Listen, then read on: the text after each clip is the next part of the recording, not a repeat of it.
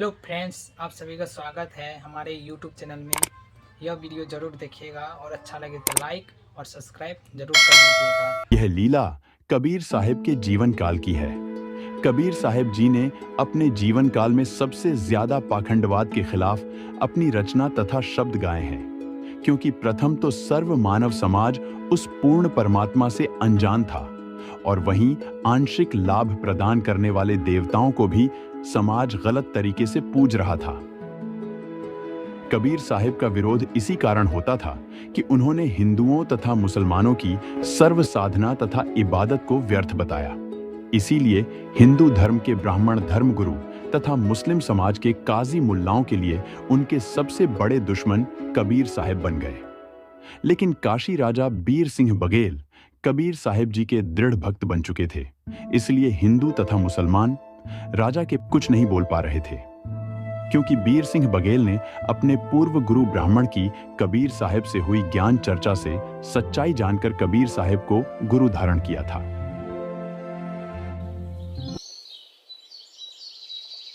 एक दिन दिल्ली के बादशाह सिकंदर लोधी काशी आए। मुस्लिम धर्म के काजी मुल्लाओं को कबीर साहिब की शिकायत करने का मौका मिल गया, क्योंकि संपूर्ण भारत का शासक सिकंदर लोधी भी मुस्लिम था। पीर जी, ये अच्छा मौका है कबीर की शिकायत बादशाह तक पहुंचाने का। हाँ, सही कहा। उस काफिर कबीर को सजा दिलाने का इससे अच्छा मौका और कभी नहीं मिलेगा। उधर से ब्राह्मण पंडित भी मुसलमानों को उकसाने लगे।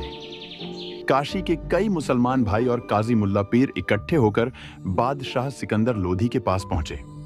अस्सलाम वालेकुम जहांपनाह। जहांपनाह, काशी में हमारा जीना दूभर हो गया है। अब हमारा कोई ठिकाना नहीं है। क्यों? ऐसा क्या हुआ? सिकंदर के होते हुए आपको कोई कुछ क्या कह सकता है? बादशाह, एक कबीर नाम का काफिर है जो अपने आप को अल्लाह बताता है। वह हमारी इबादत को गलत ठहरा रहा है।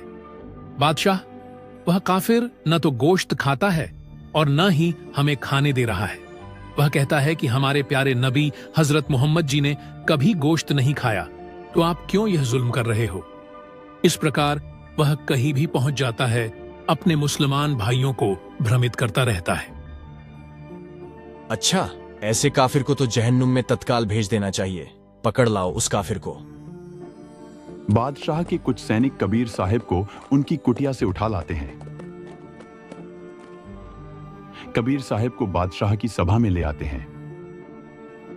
बादशाह, यह अपने आप को अल्लाह बताता है और कहता है कि जीव हत्या महापाप है। अच्छा, इसका मतलब ये हमारे नबी से भी बड़ा आ गया। हमारे प्यारे नबी हजरत मोहम्मद जी ने एक गाय को मारकर जीवित कर दिया था। क्या तू कर सकता है ऐसा?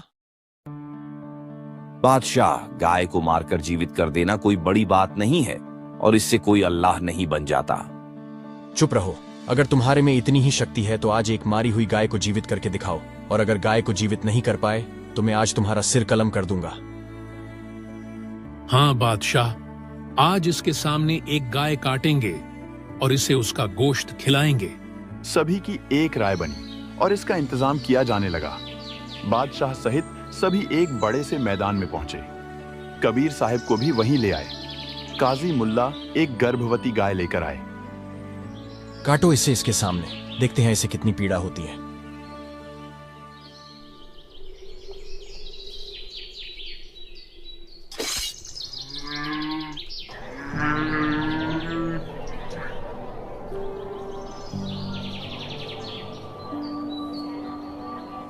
गाय और बछड़े के 4 टुकड़े हो चुके थे।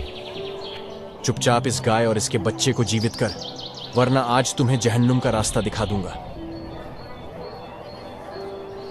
ए बादशाह, वो अलग अल्लाह में ही हूँ। इस सर्व सृष्टि का खालिक यानी रखवाला में ही हूँ और मेरा नाम कबीर है।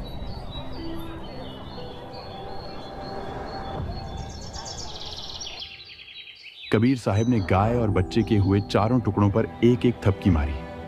अचानक गाय और बच्चे के शरीर जुड़ गए और जीवित हो गए। सभी दर्शक कबीर साहब के जोर जोर से जयकारे लगाने लगे। कबीर साहब ने बछड़ा लगाकर दूध की बाल्टी भर दी।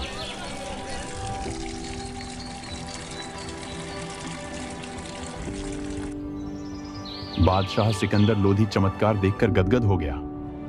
गऊ आपनी अम्मा है, ता पर छुरी ना बां। कबीर इसकी दूध को सभी आतम खाए। काजियों, आपका वो गोश्त कहाँ है? लाइए, मैं खाता हूं।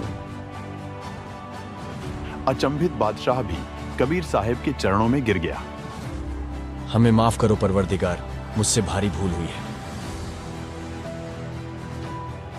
सैनिकों, कबीर जी को उनकी कुटिया तक पालकी से पहुंचाओ। हाय फ्रेंड्स, फिर मिलते हैं अगली वीडियो में। तब तक के लिए बाय बाय।